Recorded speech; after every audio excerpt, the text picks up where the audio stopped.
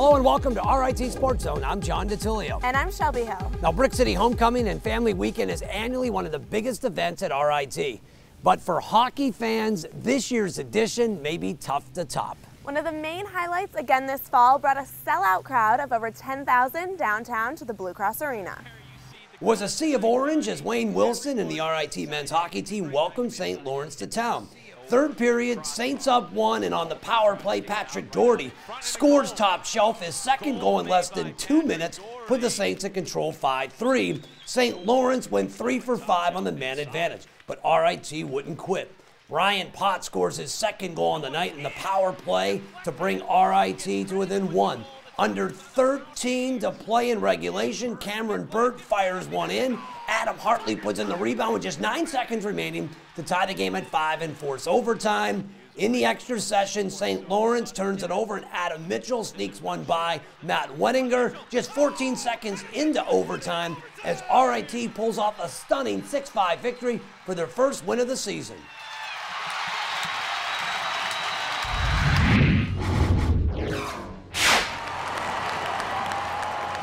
RIT rallied from a 5-3 deficit in dramatic fashion.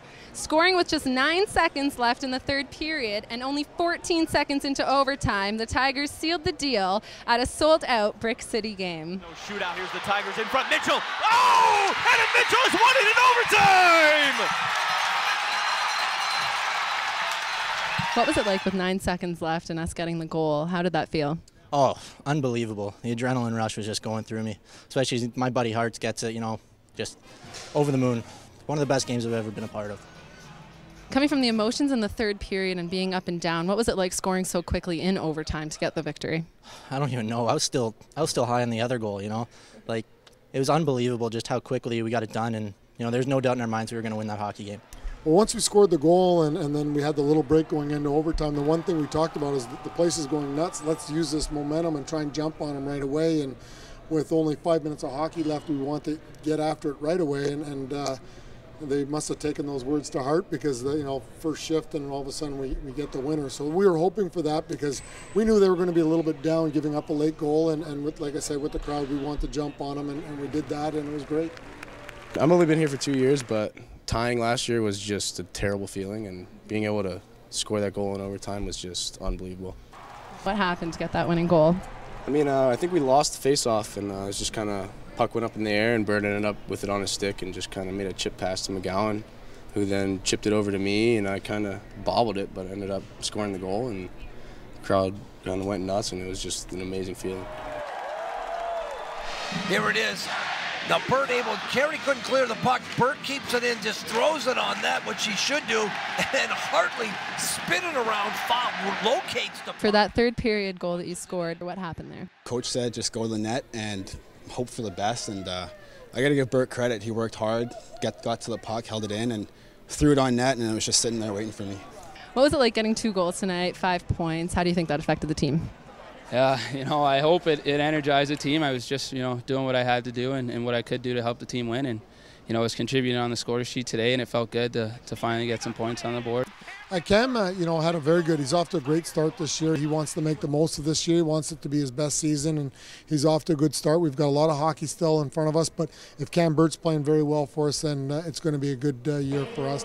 What does it feel like to finally win here at Blue Cross the first time ever? I wish I could describe it, but there's really no words. You know, to see all the sport the school comes out with, and you know, it's really amazing that I'm really happy I picked RIT. I can tell you that much just by the turnout tonight.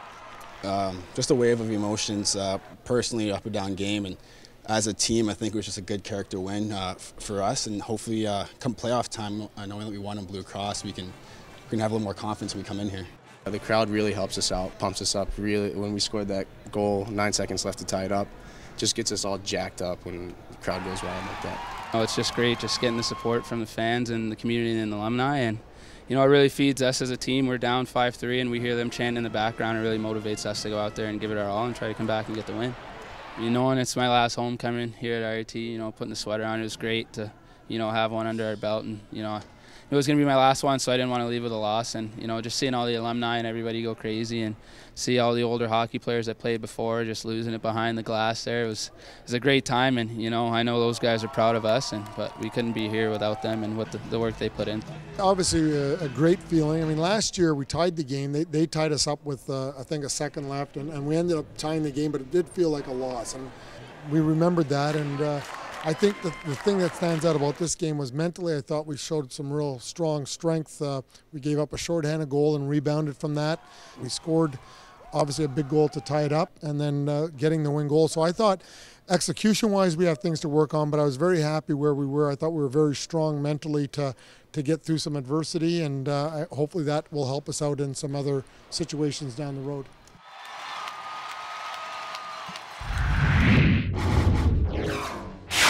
It was a game that will no doubt go down as one of the greatest in RIT history. If you'd like to relive some of the unforgettable moments, you can right now in our Hockey Central section of our website at ritsc.com. Now, still to come on SportsZone, with sellouts becoming the norm for the men's hockey team, how close are we to seeing a new arena on campus? We'll have the latest on RIT's campaign to build a new home for hockey next. You're watching RIT SportsZone in high definition.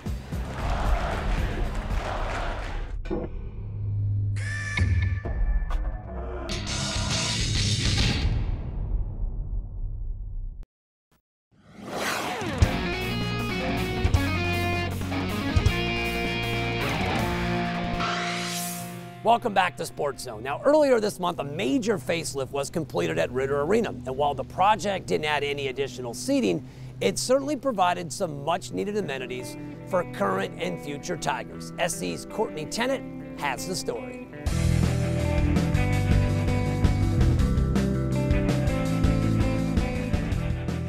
Ritter Arena has finally expanded, not for the fans, but for the players. The $3.5 million locker room facilities will now be home to both the men's and women's hockey programs. What does the team think of the new facilities? Well, we just moved in yesterday, so they're pretty excited. We had a good practice. I was wondering if they were going to be getting carried away, but I think they're very appreciative of the facility that we have. You know, from my standpoint, I think it's a lot of hard work on everyone that's played before them. It's kind of a testament to the last couple of years and how well RIT hockey's done, and I think that you know, it's a big step forward. I think that the organization and the school is going in the right direction in regards to athletics, and I think that just it shows their commitment to us and our commitment to them. So what does this locker room mean for recruiting purposes? It's going to go a long way. I mean, our program's growing so much, even in the 3 years that I've been here. Going into my 4th year, we were hoping to get something like this, and this kind of exceeds all our expectations. Coming into a locker room as a recruit and seeing something like this, it's a great selling point. And I mean, I would be hard pressed to find another college team with a locker room as nice as this. Now the space that's been given to us from our administration is outstanding, and it really is very, very impressive, and I think it will show very well to recruits as we bring them in for visits. They told me when I was recruited that it would be ready for my freshman year, which they delivered, so it's pretty exciting. Is it everything that they had told you it would be? Everything and more, definitely, yeah. It's really nice, yeah. What does the locker room mean for bonding for you and the team? You know, it's definitely bigger. Last room was smaller, so we were able to interact with each other easily. But I think with our locker room, everyone here is just saying, "I can't wait to go back to the dressing room. I just want to hang out in there and stuff like that." So I think it's gonna be good for us. We've got to be a little careful that our team isn't splintered. So there's 5 guys in our room, 3 in the training room, 2 in the video room, and so on. That's one thing I did like about our old room, as small and cozy, we'll say, as it was. It was great for, I think, chemistry of a team. Getting to know the other guys on your team very well because there's nowhere else to go. So I think we'll lose a little bit of that, but we've tried to make this our focal point, our main locker room, and trying to keep as many guys in here versus being scattered at all the other facilities.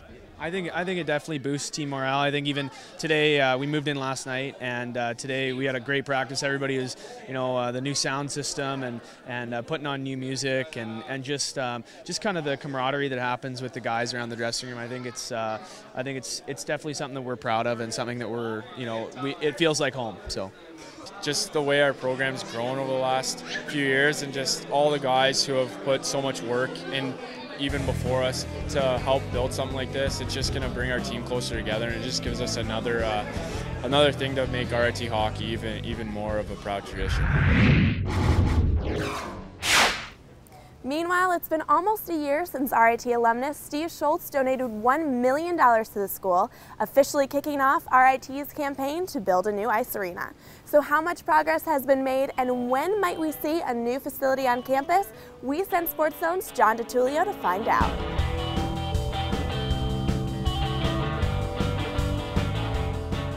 And Steve and Vicki have pledged $1 million, the first $1 million towards our $15 million campaign. And I, for one, could not be more grateful. Okay, Doctor, it's almost been about a year since the announcement for a new arena. Now let's fast forward to today. Where do we stand and how close are we? Our president has worked very hard.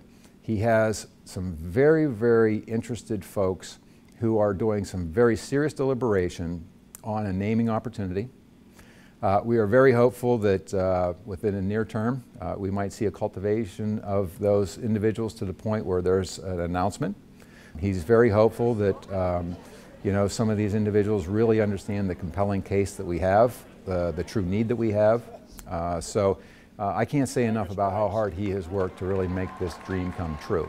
I know you've been around the country looking at other facilities. Talk about some of the amenities, maybe what you took away from some of those visits. Pittsburgh did a terrific job with the Consol Energy Arena of bringing in history of Pittsburgh into that facility. They did a number of great things there. A number of the Canadian cities, when they built their arenas, they brought in the history and legacy of their programs, and so we've learned from those trips. We will bring in, elements from Ritter and from the Rochester community into it so that our devoted fans and our loyal fans from here in Rochester can really feel an affinity when they walk in, and it'll make them feel at home. One of the things that we're still looking at is how much of an activity center is it as opposed to how much of a hockey arena is it. If you move toward a little bit more of an activity center, it has definite implications for the grid systems of the building, where you set up suites so that they're not blocked off if you put in curtains for performances and concerts. So we're still thinking through how much of it will be activities-based versus pure hockey, and it'll be designed to deliver exactly what we're looking for. When people say, you just updated Ritter, why build? What do you tell them? It's likely that Ritter will still be very active, and it will serve that function that should the new facility be used for an activity, Ritter will be our go-to place. When you look at capacity, are we looking 4 to 6 in terms of the size of the arena? Yeah, right now we have been talking in that 4 to 5 range, and our president, is still considering options. But I think that at this point he's comfortable in having us pursue a program that would be in that 4 to 5 range. Where do you foresee the new arena being built? It looks right now that the portion of the campus is immediately south of Global Village has risen to the top of the list. There's a lot of great things about it. One, it disperses people away from the field house and the existing arena so that if we have dual events on campus, we would have traffic and a lot of people move to a different element of the campus. Shovel in the ground in 2012, do you think? Is that a possibility? It is a possibility. We're probably 6 to 7 months of a design period once we get the green light to go. So if we were to see those announcements in the next 2 months, it's very likely we could actually be in the ground toward the last part of 12.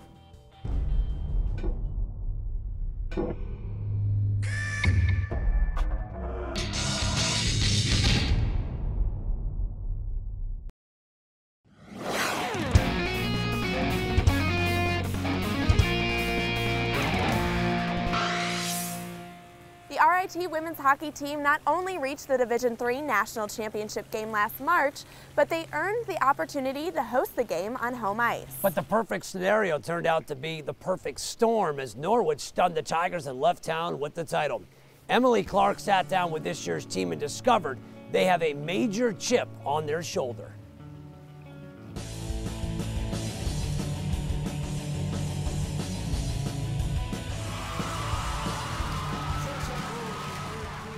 Can you tell me a little bit about the disappointment of last season and how you're using it as motivation for this year? Well, definitely last season was a huge disappointment. No one wanted our season to end like that, but what can you do? We did have a good, long, strong year, and so as of right now, I think just like moving past that game, kind of forgetting about it as we do have a new season, new team, but at the same time, like remembering how disappointing that game was and how heartbreaking it was. It's just kind of motivation to come out now with come out with a bang, you know, play with kind of a chip on our shoulder, I guess you kind of say. But even just using the experience of even making it just to the national championship. Because now, like Coach says, we've seen it all, we've been all the way, so now it's just taking it a step at a time during the season. We showed the girls the championship video from last year, you shouldn't forget that feeling of going so far and then coming up that short and being so close to something. During workouts, I'll just mention that we don't want a second place effort anymore. It's first place or nothing now. Coming into the new season, how do you feel your returning players have grown and developed in the off season? It looks like they all came back a little bit more motivated. Not that they're not motivated, but I think the way last year ended, it kind of it's a long summer to be thinking about that last game and how it finished, and they look in shape, they look quicker, they look just stronger, and they seem more mature right now. Have you seen anybody really stepping up into the roles that were once held by Dag or Stack, and how have you guys been practicing without them?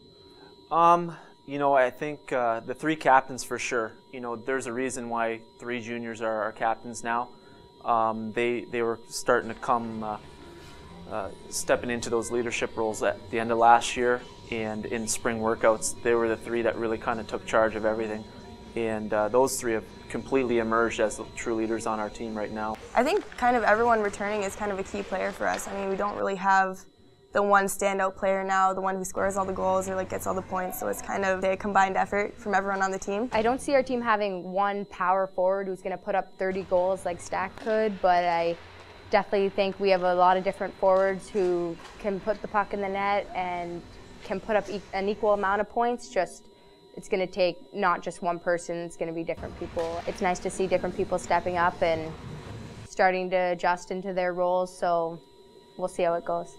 Can you tell me a little bit about your new freshman class and what you're hoping each player will contribute to the team? It's an exciting bunch. They're all a little different. There's no real one player that's the same. 2 freshman defensemen have come in. They look great so far. They look very poised and calm, and they played at a high level last year.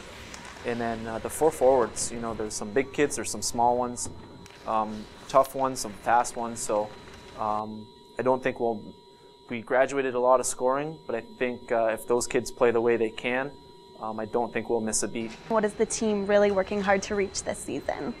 As of right now, I think just preparing for this upcoming season and not dwelling on last season. I think we should just take the season one game at a time, play as a team, play to our full potential, and just see where that gets us. We do have 7 new freshmen, new people, new skills, so just kind of wait it out and work hard and look forward to the new season.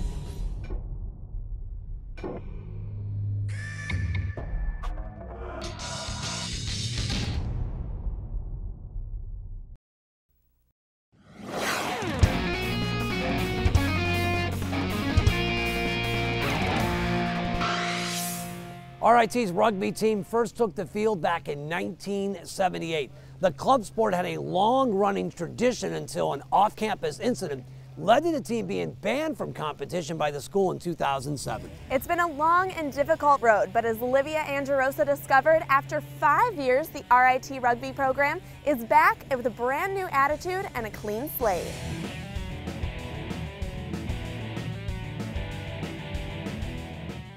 After a hazing incident that banned them from the game in 2007, the RIT rugby team is given a chance to play again. However, these Tigers may have to bounce back from a bad rep in order to gain the support they once had. How are you guys finally able to get the rugby team back at RIT? In reality, it's all thanks to a guy named Joel Whitwer. He actually already graduated, but he founded RIT Rugby here. He was able to talk to the people he needed to, including College Activity Board and Clubs Board, and get us back on, actually a year before we were supposed to. It actually took a lot of hard work, but after hassling the school for a while and getting enough interest between all the different students, then we were finally able to get all the paperwork through and get approved, and then we got into the league after a year, and then now we're 4-0. And how's the team working to get good standing back? Well, we've changed our colors, we've changed our name, the entire team is different, we've changed coaches. There's absolutely nothing between us and that team.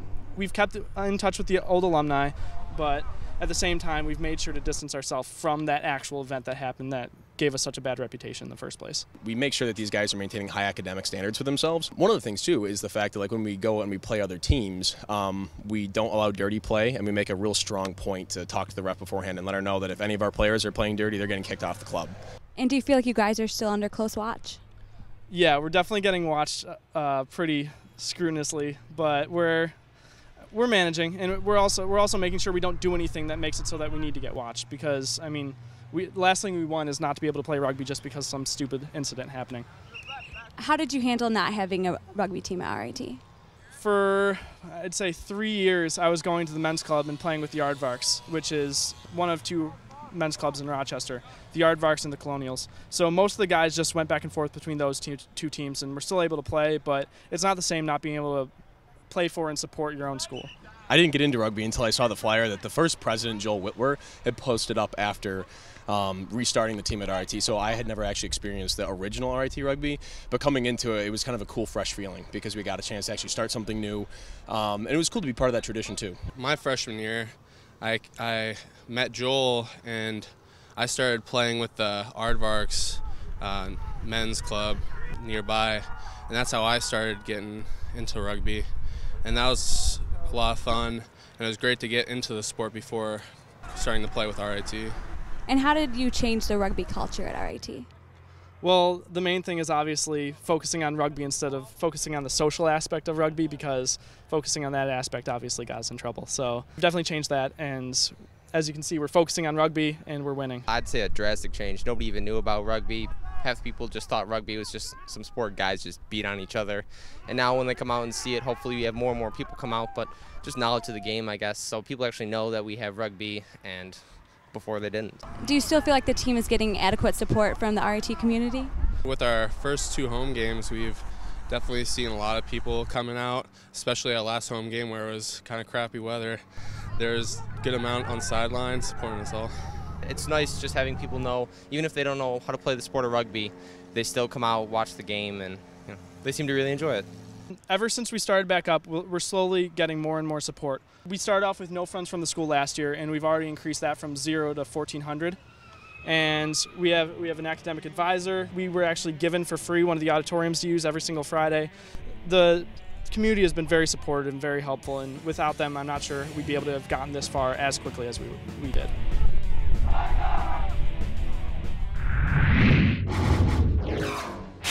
Well, that does it for this edition of RIT SportsZone. Don't forget you can stay up to date with SportsZone by following us on Twitter and liking us on Facebook. So until next time, thanks for joining us in the zone.